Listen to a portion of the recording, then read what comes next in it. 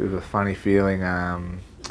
Yeah, I've known for a couple of weeks, and in terms of myself, yeah, obviously disappointing result, but it's your last game in your career, and it was nice to have my family over there. Bonnie's, my wife's pregnant, so she couldn't make the trip, so she just watched at home, and mum and dad and my little fella Lenny come across. So yeah, last time I'll play AFL football again, and you know, it's been a massive part of my life. So a little bit sad, range of emotions, a bit emotional, a little bit disappointed because, you know, it was the final series, and we really wanted to give probably a better account of ourselves than what we did. But you know, it's been a memorable journey, something I've absolutely loved, and for a footy club that I've loved. So yeah, so proud, and spent the last few days having a lot of beers, so there's been a few headaches, and I guess, yeah, it'll all play out in the time to reminisce over the next few weeks. I sit really comfortable. I'm not. I'm done now from AFL football, and it's nice to know that, you know, I was still able to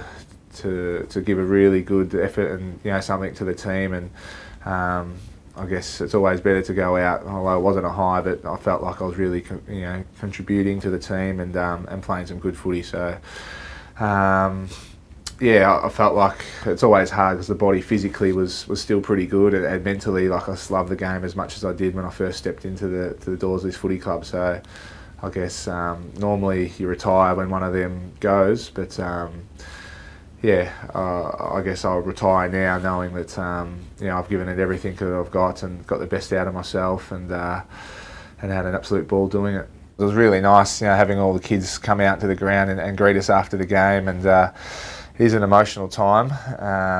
Yeah, but to see Lenny, you know, come out, give me a big hug, and I guess, you know, kids change everything. So it was an emotional time, but to have him there was really nice. For me, it was a bit of a weird feeling. I guess I was really emotional when I spoke to the boys and spoke to them and let them know that, you know, I won't be here and be part of it. After the game, it was a bit of a strange feeling. Yeah, a few tears, but it was beautiful having Lenny there, and mum and dad were there. My wife was at home, and the rest of my family watching on from home.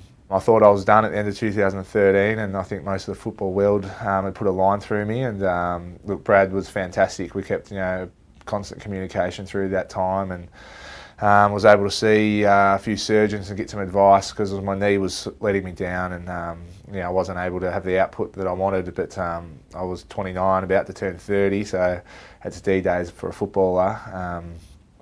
But yeah, luckily we spoke our way through it and able to bounce back, and during that time play really consistent footy. You know, we had, Bonnie and I had the birth of Lenny too around about that same time, so it was a whirlwind. This all happened within, you know, 48 hours, the decision that I was going to play on, and the birth of our first little boy. So it was an emotional time, and yeah, and since then I haven't really looked back. Played some, you know, great footy.